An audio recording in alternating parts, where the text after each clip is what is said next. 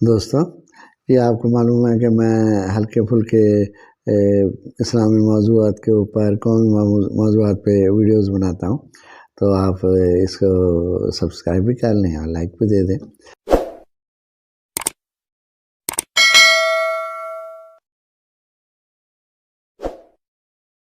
تو بات یہ ہے کہ یہ ہے دسمبر کا مہینہ، تو اسی مناسبت سے میرے والد صاحب نے مجھے کہا کہ میری فرمائش کے اوپر تم ایک ویڈیو بناؤ، اور وہ یہ کہ آج سے 39 سال پہلے جو ایک ریفرینڈم ہوا تھا۔ تو دوستو، بات یہ ہے کہ یہ دسمبر کا مہینہ ہے، آج سے 39 سال پہلے کا جو ایک دسمبر تھا، تو اس وقت پاکستان میں ایک آدمی حکومت کر رہا تھا، اس کا نام تھا ضیاء الحق۔ اور یہ ضیاء الحق صاحب اس وجہ سے آئے تھے حکومت کے اندر کہ اس کا جو پریڈیسیسر تھا، جو اس سے پہلے حکمران تھا، جس کا نام ذوالفقار علی بھٹو تھا، اس نے دھاندلی کروائی ہے، اور وہ اس وجہ سے دھاندلی کو ریکٹیفائی کرنے کے لیے پہلے احتساب پھر انتخاب، تو وہ اس کی پاداش دھاندلی کی وجہ سے جو تحریک چلی تھی، جو دھاندلی ہوئی ہے، اس کی پاداش میں یہ محترم آئے تھے دھاندلی کو۔ ذرا اس چیز پہ غور کریں۔ تو میرے والد صاحب نے ساری مجھے یہ تفصیلات دیں، تو کہنے لگے کہ اب 84 کے اندر محترم نے کوئی ملک میں نہ کوئی نٹ بولٹ لگوایا، نہ کوئی عمارت بنوائی، جس طریقے سے ایوب خان نے قائد اعظم کا مزار بنوایا یا مینار پاکستان بنوایا، یا جس طریقے سے انہوں نے ترقی کروائی، ایوب خان نے تربیلا منگلا، WPIDC وغیرہ وغیرہ۔ اس کے بعد ضیاء الحق آ گئے، اس کے بعد ذوالفقار علی بھٹو آ گئے، ضروری انتہائی ڈائنامک شخصیت تھی۔ اس آدمی نے جہاں سٹیل مل لگوائی، جہاں پاک سعودیہ کا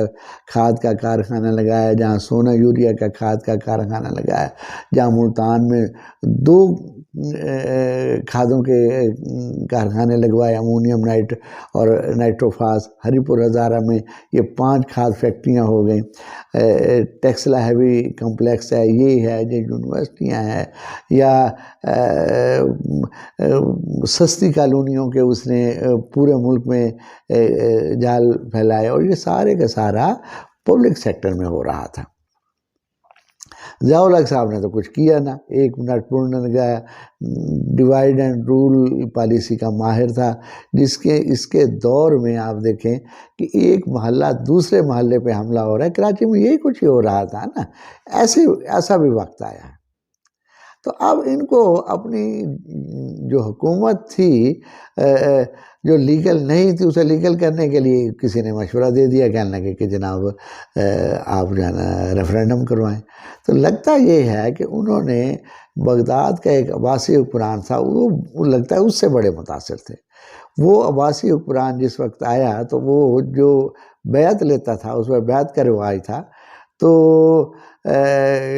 ووٹنگ جو تھی وہ بیعت کے نام سے کی جاتی تھی۔ تو بڑے بڑے جو چودھری ہوتے تھے، بڑے بڑے امیر ملک ہوتے تھے، ان سے بیعت کروا لی جاتی تھی، اور وہ ان کا سارا قبیلہ جو ہے نا، تصور یہ کیا جاتا تھا کہ اس نے بھی بیعت کی، اس نے بھی ووٹ دے دیا۔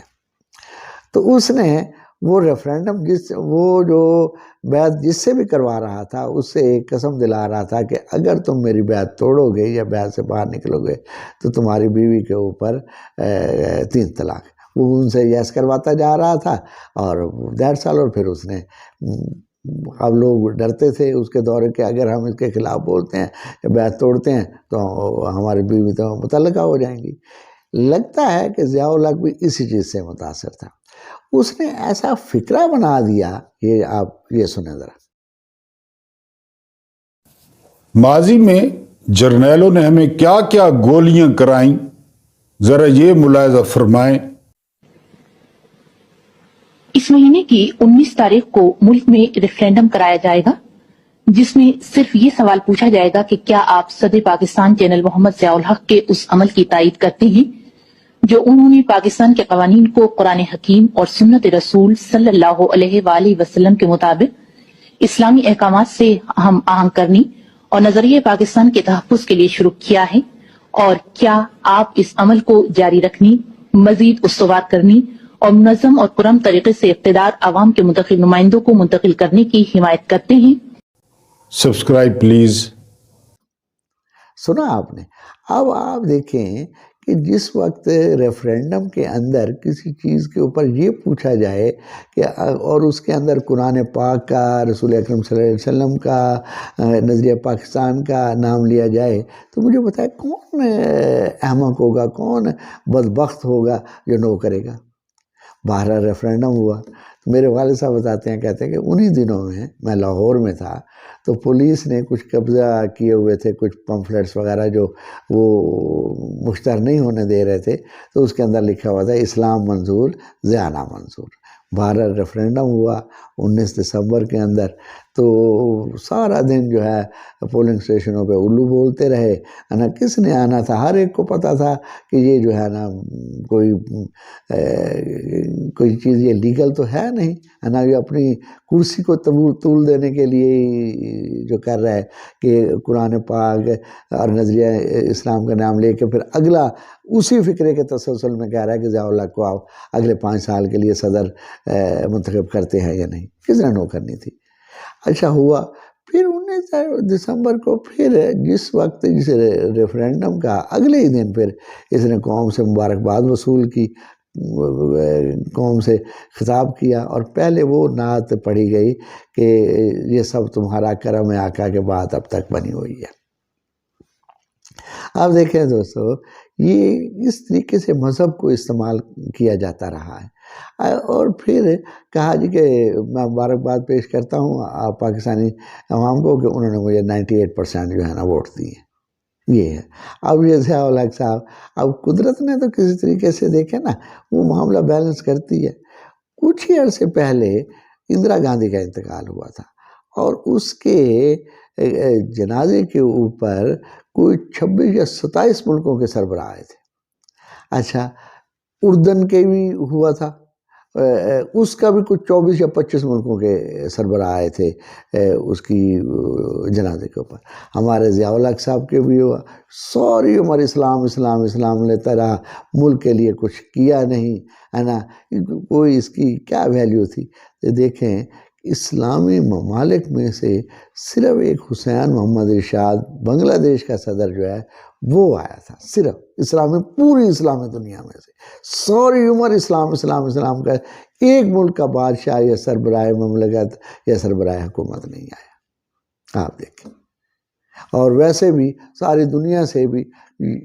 2 ملکوں کے آئے تھے، ایک کسی افریقی ملک کا تھا، اور ایک آپ دیکھیں کہ کیونکہ جس وقت اندرا گاندھی مری تھی تو پاکستان کا پرچم ضیاء الحق نے 3 دن سرنگوں رکھا تھا